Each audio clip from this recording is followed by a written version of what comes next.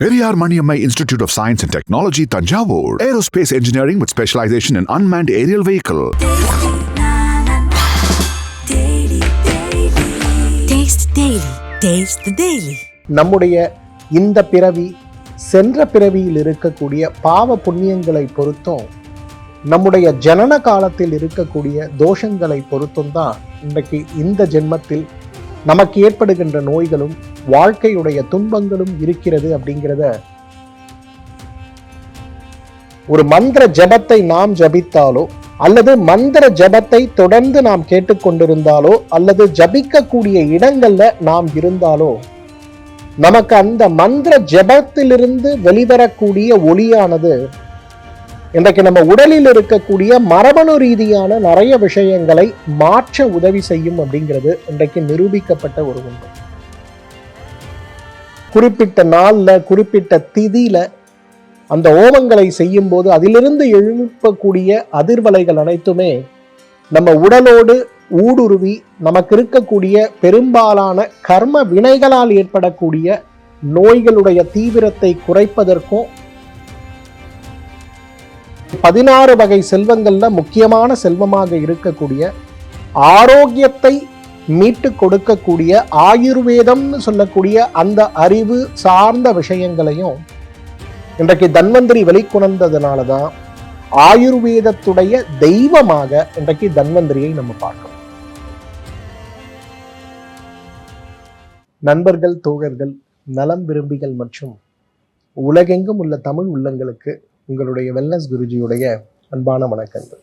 நோயற்ற வாழ்க்கை அப்படிங்கிறது நம்ம எல்லாருடைய கனவாகவும் இறைவனிடம் தினமும் பிரார்த்திக்கக்கூடிய வரமாகவும் இருக்கிறத நம்ம பார்க்கிறோம். பணம், பதவி, படிப்பு அப்படின்னு நிறைய விஷயங்கள் நம்மால் சாதிக்க முடியறதாக இருந்தாலும் கூட நிறைய நேரங்கள்ல ஏன் நாம் நோய்வாய்ப்படுகிறோம், ஏன் நமக்கு விபத்துகள் ஏற்படுகிறது, ஏன் அறுவை சிகிச்சைகள் தேவைப்படுகிறது, ஏன் சில நேரங்கள்ல எல்லா விதமான முழுமையான சிகிச்சைகள் இருந்தும் எடுத்தும் பின்பற்றியும் கூட ஆரோக்கிய நிலையை நான் ஏன் அடைய முடியவில்லைங்கிற கேள்வி நம்மில் பலருக்கு இருக்கிறத பார்க்கிறோம். என்னதான் இன்றைக்கு உடலுடைய குணம் அப்படிங்கிறது மருத்துவம் சார்ந்த விஷயமாக பார்க்கப்பட்டாலும் கூட ஆயுர்வேத சாஸ்திரம் இதை வெறும் மருத்துவம் சார்ந்த விஷயமாக மட்டும் பார்ப்பது கிடையாது. ஆயுர்வேத மருத்துவம் இன்றைக்கு கர்மான்னு சொல்லக்கூடிய நம்முடைய இந்த பிறவி சென்ற பிறவியில் இருக்கக்கூடிய பாவ புண்ணியங்களை பொறுத்தும் நம்முடைய ஜனன காலத்தில் இருக்கக்கூடிய தோஷங்களை பொறுத்தும் தான் இன்றைக்கு இந்த ஜென்மத்தில் நமக்கு ஏற்படுகின்ற நோய்களும் வாழ்க்கையுடைய துன்பங்களும் இருக்கிறது அப்படிங்கிறத ரொம்ப விவரமாக எடுத்துரைக்கிறத பார்க்கணும். தர்மசாஸ்திரம்னு சொல்லுவோம். ஒவ்வொரு உயிரும் பிறக்கும் போது வெறும் அப்பா அம்மா அவர்களுடைய கர்மங்களை மட்டுமல்ல, தன்னுடைய முன்பிறவிகளில் நாம் செய்த பாவ புண்ணியங்களோடு சேர்த்து இன்றைக்கு குழந்தையாக கருவாக உருவாகிறது அப்படிங்கிறத இன்றைக்கு அறிவியல் பூர்வமாக ஒத்துக்கொள்ளக்கூடிய விஷயமாகத்தான் நம்ம பார்க்கிறோம். நம்முடைய நிறம், நம்முடைய உடலமைப்பு, நம்முடைய உயரம், நம்முடைய புத்திசாலித்தனம், நம்முடைய வாழ்க்கையில் நமக்கு கிடைக்கக்கூடிய நல்ல கெட்ட விஷயங்கள், மனநிலை, ஆற்றலோடு வாழ்கின்ற திறமை, இவை அனைத்துமே வெறும் தாய் தந்தையிடமிருந்து வருவது மட்டும் கிடையாது. நாம் முன் செய்த காரியங்களால், முன் செய்த நல் வினைகளால், தீய வினைகளால் நமக்கு வந்து சேருவதை நம்ம பார்க்கிறோம். அப்ப நம்ம எல்லார் மனதிலும் ஏற்படக்கூடிய ஒரு கேள்வி, அப்ப என்னுடைய வாழ்க்கையில் இவ்வளவு நோய்கள் ஏற்படுவதற்கும் அறுவை சிகிச்சைகள் ஏற்படுவதற்கும் தீர்க்க முடியாத நோய் எனக்கு ஏற்பட்டு விட்டதுன்னு மருத்துவர்கள் சொல்லுவதற்கும் நான் இந்த ஜென்மத்தில் செய்யக்கூடிய நல்ல வினைகளும் நல்ல விஷயங்களும் ஏன் என்னை காப்பாற்றவில்லைங்கிற ஒரு கேள்வியும் நம்மிடம் வருவதை பார்க்கிறோம். ஆயுர்வேதத்தில் மிக முக்கியமான சிகிச்சைகள்ல ஒன்று எதுனா தெய்வ விபாஷய சிகிச்சை. தெய்வ விபாஷய சிகிச்சை அப்படிங்கிறது பாரம்பரியமாக பரம்பரையாக வரக்கூடிய நோய்களுடைய தீவிரத்தை குறைப்பதற்கும் இன்றைக்கு கர்ம வினைகளால் ஏற்படக்கூடிய நோய்களை மாற்றுவதற்கும் கிரகாச்சாரங்களால் ஏற்படுகின்ற நோய்களுடைய தீவிரத்தன்மையை குறைத்து கொள்வதற்கும் இன்றைக்கு இயற்கை இறைவன் நமக்கு வழங்கிட்ட வழிமுறைகள் தான் இன்றைக்கு தெய்வ விபாஷய சிகிச்சை. இந்த தெய்வ விபாஷய சிகிச்சையில மிக முக்கியமான ஒரு அங்கம் எது தெரியுமா? மந்திரம். பொதுவாக ஒரு மந்திர ஜபத்தை நாம் ஜபித்தாலோ அல்லது மந்திர ஜபத்தை தொடர்ந்து நாம் கேட்டுக்கொண்டிருந்தாலோ அல்லது ஜபிக்கக்கூடிய இடங்கள்ல நாம் இருந்தாலோ நமக்கு அந்த மந்திர ஜபத்திலிருந்து வெளிவரக்கூடிய ஒளியானது இன்றைக்கு நம்ம உடலில் இருக்கக்கூடிய மரபணு ரீதியான நிறைய விஷயங்களை மாற்ற உதவி செய்யும் அப்படிங்கிறது இன்றைக்கு நிரூபிக்கப்பட்ட ஒரு உண்மை. அப்ப ஒரு இடத்துல உட்கார்ந்து மந்திர ஜபம் நம்மால் செய்ய முடியுமா? நிறைய நேரம் செய்ய முடியுமான்னா இன்றைக்கு நம்ம அனைவருக்கும் ஒரு கேள்விக்குறிதான். அதனாலதான் நம் முன்னோர்கள் என்ன பண்ணாங்கன்னா ஹோமம் அப்படின்னு சொல்லக்கூடிய லோகக்ஷேமம்னு சொல்லக்கூடிய உலகத்தில் இருக்கக்கூடிய அனைவருக்கும் நன்மை பயப்பதற்காக ஒரு பொது இடத்தில் அனைவரும் கூடி ஹோமங்கள்னு சொல்லக்கூடிய எல்லாராலையும் என்ன செய்ய முடியும், ஹோமத்திற்கு தேவையான சருகுகள் ஆரம்பித்து சமிகைகள் ஆரம்பித்து என்னென்ன விஷயங்களை எல்லாம் கொண்டு சேர்க்க முடியும் அப்படின்னு ஒரு இடத்துல சேர்த்து ஊரே அமர்ந்து குறிப்பிட்ட நாள்ல குறிப்பிட்ட திதியில அந்த ஹோமங்களை செய்யும் போது அதிலிருந்து எழுப்பக்கூடிய அதிர்வலைகள் அனைத்துமே நம்ம உடலோடு ஊடுருவி நமக்கு இருக்கக்கூடிய பெரும்பாலான கர்ம வினைகளால் ஏற்படக்கூடிய நோய்களுடைய தீவிரத்தை குறைப்பதற்கும் நோய்களை தீர்ப்பதற்கும் மிகப்பெரிய அளவில் உதவி செய்தது அப்படிங்கிறது தான் இந்த ஹோமத்துடைய மந்திர ஜபத்துடைய முக்கியமான தாற்பயம். எதுக்காக இவ்வளவு சொல்றோம்னா, இன்றைக்கு நான் உங்களோடு தன்வந்தரி ஹோமம்னு சொல்லக்கூடிய ஆரோக்கிய ஹோமத்தை பற்றி பகிர்ந்து கொள்ள போகிறேன். தன்வந்தரி ஹோமம் செய்யறதுக்கு முன்னாடி அதை பற்றி நாம் பேசுவதற்கு முன்பு தன்வந்திரி யார் அப்படிங்கிற ஒரு கேள்வி நம் மனதில் எழும் இல்லையா? ஒரு முறை துர்வாச முனிவர் மகாலட்சுமியை தவமிருந்து பெற்ற ஒரு அழகான மாலையை அணிந்து வந்து கொண்டிருக்கிறார். அவர் ஒரு சன்னியாசி. அப்ப அவர் என்ன யோசிக்கிறார்னா, மகாலட்சுமியிடம் பெற்ற மாலை தன்னிடம் இருப்பதை விட செல்வத்திற்கெல்லாம் அதிபதியாக இருக்கக்கூடிய குபேரனிடத்தில் இருந்தால் நல்லது அப்படிங்கிற ஒரு நல்ல எண்ணத்தோடு இந்திரனை பார்க்க வருகிறார். அப்ப இந்திரன் அவருடைய யானை ஐராவதம்னு சொல்லக்கூடிய வெண்மை நிறமான யானையின் மேல் ஏறி உலா வந்து கொண்டிருக்கும் போது துர்வாசர் அவரை பார்த்து, இந்திரரே, இந்த மாலை மகாலட்சுமி கடாட்சமாக இருக்கக்கூடியது, இதை நீங்கள் அணிந்து கொண்டால் செல்வம் பெரிய அளவில் வளர்ச்சி பெறும் அப்படின்னு அவர்கிட்ட கொடுக்கிறார். அப்ப அவர்கிட்ட கொடுக்கும் போது என்ன பண்றதுன்னா, அந்த யானை அதை வாங்கி இந்திரனிடம் கொடுக்காமல் தரையில் போட்டு காலால் அதை மிதித்து விடுவதை பார்க்க. அப்ப காலால் அதை மிதித்த உடனே துர்வாசர் ஏற்கனவே ரொம்ப கோபமான ஒரு மகாமுனி, செய்த தவறுக்கு தண்டனையை சாபமாக வழங்கக்கூடிய ஒரு மகாமுனி.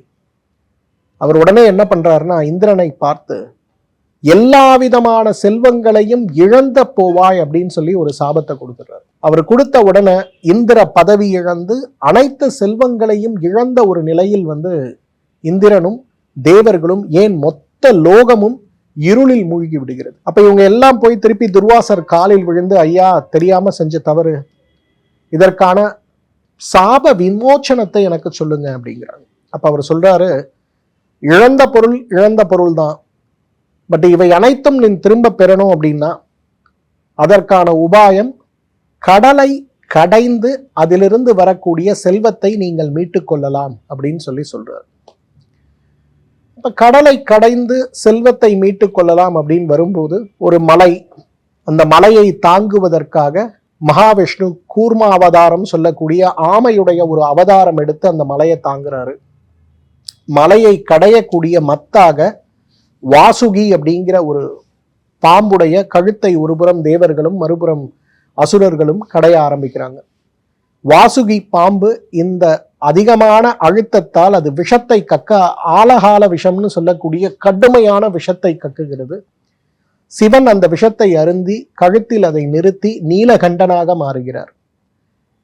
இந்த தொடர்ந்து கடையும் போது இழந்த செல்வங்கள் ஒவ்வொன்றாக வர ஆரம்பிக்கிறது. மகாலட்சுமி வராங்க, அதை விஷ்ணு அவருடைய மனைவியாக ஏற்றுக்கொள்கிறார். அப்புறம் நிறைய செல்வங்கள் வந்து கொண்டே இருக்கிறது. அதுல ஒரு செல்வமாக 16 வகை செல்வங்கள்ல முக்கியமான செல்வமாக இருக்கக்கூடிய ஆரோக்கியத்தை நல்கக்கூடிய ஒரு திருவுருவமாக பகவானாக தன்வந்தரி அவதரிக்கிறார். அவர் அவதரிக்கும் போது ஒரு கையில் அமிர்த கலசத்தையும் மறு கையில் ஆயுர்வேத கிரந்தங்களையும் மற்றொரு கையில் அவர் ஜலோகான் சொல்லக்கூடிய அட்டை பூச்சியோடு அவதரித்து வருகிறார்.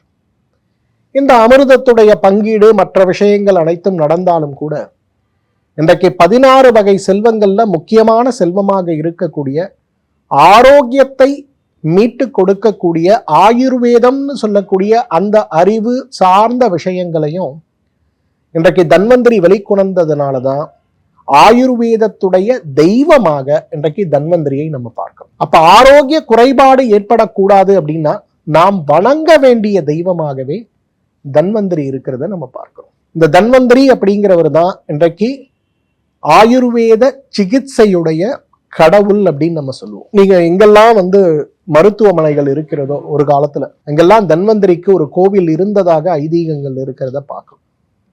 இவர் அவதரித்த நாள் தீபாவளிக்கு 2 நாட்கள் முன்பாக அவதரித்ததுனால அந்த நாளை தன்வந்தரி ஜெயந்தி அப்படிங்கிற பேர்ல நம்ம கொண்டாடுறோம். ராமனும் லக்ஷ்மணனும் மிகப்பெரிய அளவுல ராவணனோடு போர் பண்றாங்க. தெய்வீக அஸ்திரங்களை கொண்டு ராவணன் ராம லக்ஷ்மணர்களை போர் செஞ்சு கடைசியில ராமர் அந்த போர்ல ஜெயிச்சிடுறார்.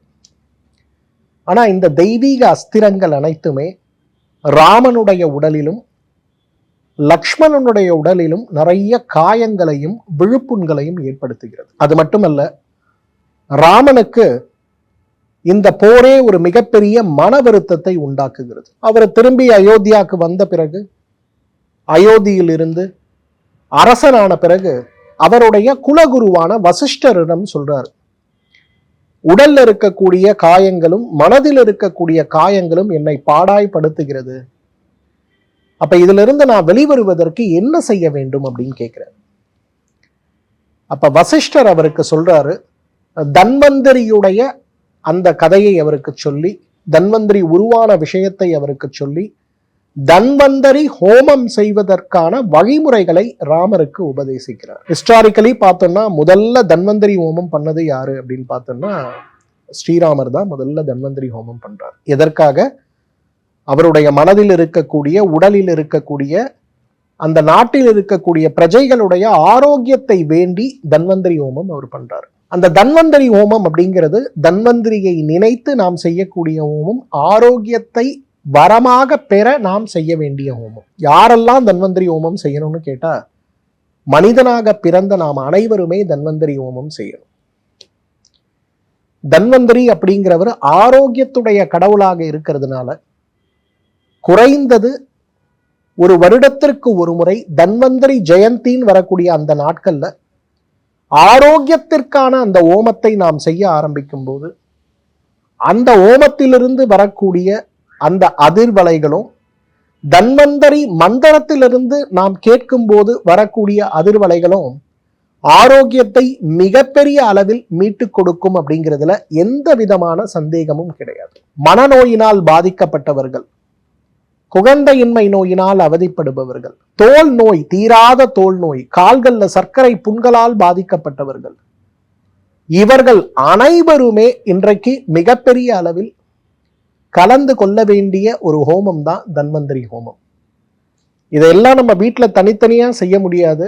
ஆனா எங்கெல்லாம் தன்வந்திரி ஹோமம் நடக்குதோ அந்த இடங்கள்ல நீங்க தாராளமாக கலந்து கொள்வதற்கான முயற்சியை செய்ய முடியுமான்னு பாருங்க. வெறும் ஆரோக்கிய கேடோடு இருப்பவர்கள், நோயோடு போராடுபவர்கள் மட்டும் இல்ல, ஆரோக்கியமாக இருக்க வேண்டும்ங்கிற ஒரு நல்லெண்ணத்தோடு இருப்பவர்கள் நம்ம யாரா இருந்தாலும் தன்வந்திரி ஹோமத்தில் கலந்து கொள்வது அப்படிங்கிறது ரொம்ப ரொம்ப அவசியமானது. இன்றைக்கு ஸ்ரீராமர் செய்த ஒரு தன்வந்திரி ஹோமத்துடைய தொடர்ச்சி தான் இன்றைக்கும் நிறைய இடங்கள்ல வழக்கமாக புது வீடு புகும்போது கூட நாம் செய்யக்கூடிய ஹோமங்கள்ல கணபதி ஹோமம், நவக்கிரக ஹோமம், சுதர்சன ஹோமத்திற்கு பிறகு தன்வந்திரி ஹோமம் நடைபெறுவதை நம்ம பார்க்கிறோம். 16 வகையான செல்வங்களும் நாம் அடைய வேண்டும். குறிப்பாக ஆரோக்கியம் சார்ந்த செல்வங்களை நாம் அடைய வேண்டும் அப்படின்னு வரும்போது தன்வந்திரி ஹோமம் மிக முக்கியமானது. நம்முடைய ஸ்ரீவர்மா மருத்துவமனையின் சார்பில் தன்வந்திரி ஹோமம் கூடிய விரைவில் நடக்க உள்ளது.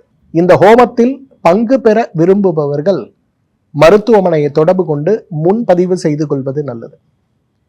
இந்த முன்பதிவு செய்து ஹோமத்தில் கலந்து கொண்டு ஆரோக்கிய வாழ்வை நீங்கள் பெற வேண்டும் அப்படிங்கிறது நான் அந்த தன்வந்திரியை வேண்டி பிரார்த்தித்து கேட்டுக்கொள்கிறேன். நன்றி, வணக்கம்.